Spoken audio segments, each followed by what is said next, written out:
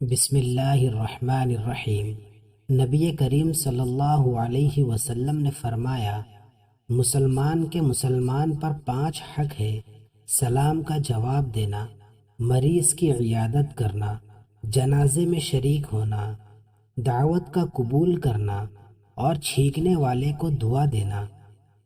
نبی کریم صلی اللہ علیہ وسلم نے فرمایا، کسی شخص نے اپنے ہاتھ کی کمائی سے زیادہ پاک کھانا نہیں کھایا، اور اللہ تعالیٰ کے نبی حضرت داؤد علیہ السلام بھی اپنے ہاتھ کی کمائی سے کھایا کرتے تھے۔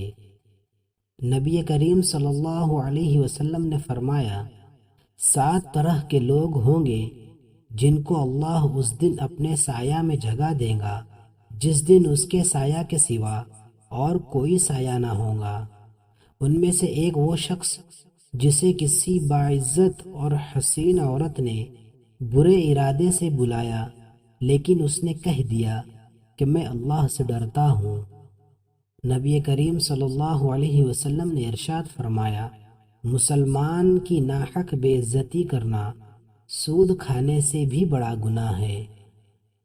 نبی کریم صلی اللہ علیہ وسلم نے فرمایا کہ جس نے سورۃ البقرہ کی 2 آخری آیتیں رات میں پڑھ لی، وہ اسے ہر آفت سے بچانے کے لیے کافی ہو جائیں گی۔